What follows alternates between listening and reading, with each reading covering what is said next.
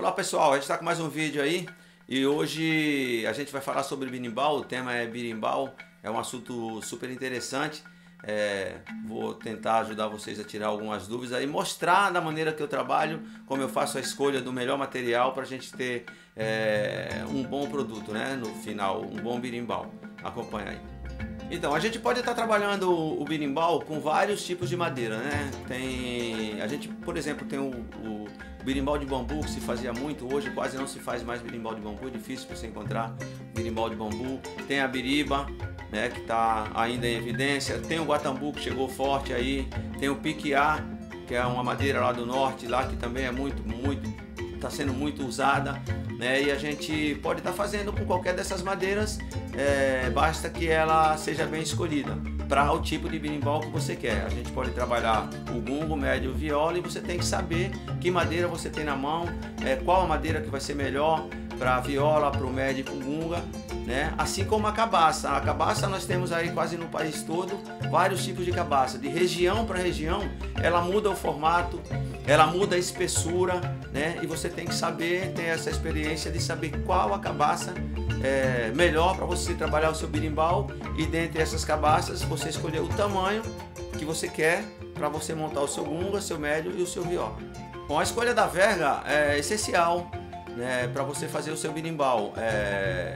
Você tem que saber a flexibilidade dela para você saber o que é que você vai querer de berimbau, né? Você quer montar um gunga, você tem que pegar uma verga que ela dê uma flexibilidade maior, né? Se ela for aquela verga muito tensa, provavelmente não vai tá casando com uma cabaça de gunga, mas isso também não é regra. Assim como não é regra os tamanhos, né? A gente vê nas músicas falar que o berimbau tem 7 palmos de altura, mas esse 7 palmos é de quem? Né? Então a gente não pode levar isso muito em conta. Os 7 palmos de um não é os 7 palmos de outro. É óbvio que o tamanho, se a gente for medir com a fita métrica, a gente vai ver uma diferença muito grande. Meu berimbau ele tem cerca de 1,65 m, 1,60 m, né? Dependendo da verga que eu tenho, né? E o tamanho dessa verga ela condiz muitas vezes com a flexibilidade dela e com a grossura dela, com a espessura dela. Esses são um dos critérios para se escolher a verga, né?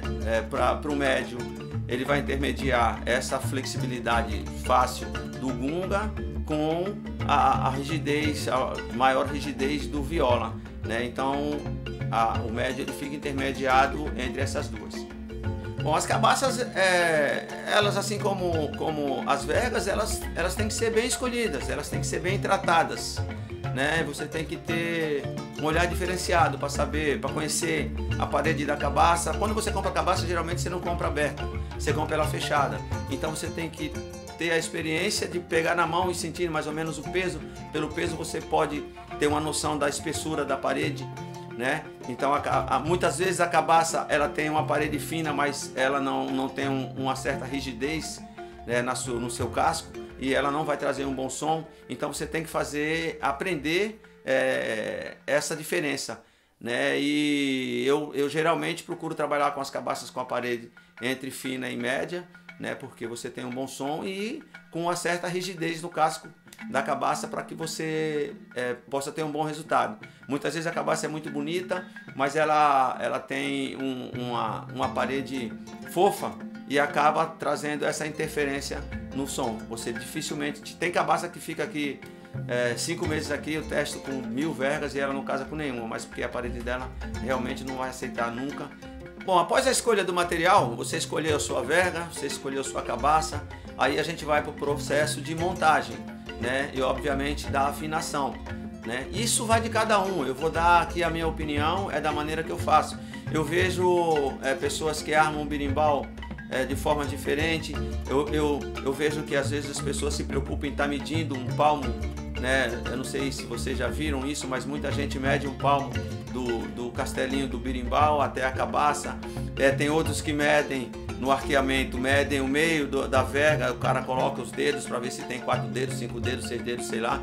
E eu, na verdade, assim, não é que eu não concorde, mas eu não faço dessa maneira pelo seguinte fato: cada verga é uma história, é um casamento da verga com a cabaça, né? Então essa afinação ela depende muito do material, primeiro, do material que você tem, né, da envergadura que você vai ter na madeira e do rami que você coloca, né? A gente vê muitas vezes as pessoas excedendo na força para armar um berimbau, quando na verdade bastava que diminuísse o rami, né? E a gente não presta muita atenção. O rami é aquela cordinha que a gente passa na cabaça para amarrar e juntar a verga. Então existem algumas coisinhas que são simples, né? Requer um pouco de paciência para você ter a afinação que você quer, né?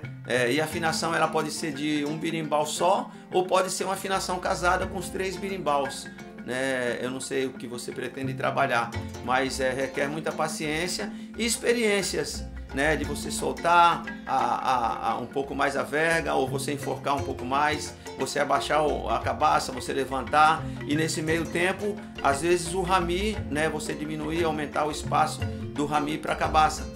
Pois é, no último vídeo eu falei que fazer um instrumento é muito mais que você juntar peças, né? É muito mais que você juntar peças, né? A escolha do material é super importante, né? Eu vou dar um exemplo da cabaça. Se você for escolher para o seu berimbau uma cabaça que ela tenha o fundo dela seja para dentro, ela tenha aquela cavidade no fundo da cabaça, jamais você vai conseguir tirar um bom som do berimbau. Então isso é uma das dicas, né? A cabaça, além dessa situação do fundo, ela tem que ter a abertura correta, ela não pode ser de mais nem de menos, né? Porque ela vai incomodar no som. Então são coisas que você tem que prestar atenção, tem que trabalhar para que você tenha um bom resultado com o seu berimbau.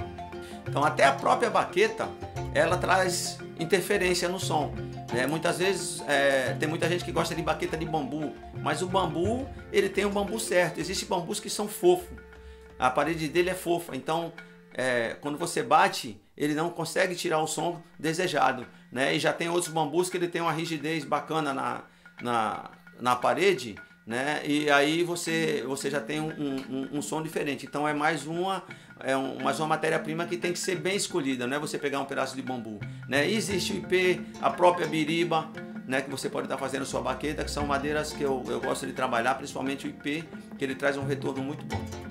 Bom, já que nós falamos de quase tudo do berimbau, a gente não pode esquecer do cachixi, né? O cachixi é essencial também para você tocar o berimbau. E o cachixi, assim como o berimbau, ele tem que ter você tem que ter uma boa escolha também no material, né? Se o fundo do cachixi não tiver uma cabaça que ela responda na batida da semente, você obviamente não vai ter também um bom cachixi. Então até o cachixi é necessário que você saiba, não é cortar qualquer cabaça e você ter o mesmo som no cachixi. Existem as diferenças, né? Você tem que ter esse olho para estar procurando o melhor material para você ter em mãos o instrumento que você tinha na sua mente, que você queria.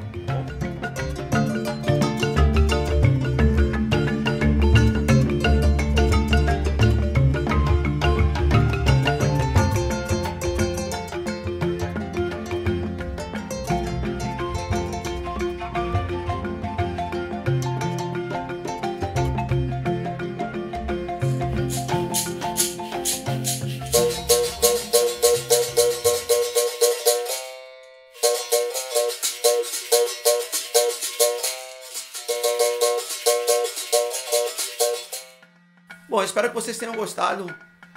Se ficou alguma dúvida, vocês podem estar comentando, podem estar fazendo perguntas aí, que se tiver dentro da minha condição de resposta, obviamente eu vou estar respondendo, né, para ajudar, para colaborar com a sua construção, né? Espero que vocês tenham gostado e continuem acompanhando, curtindo aí nossos vídeos.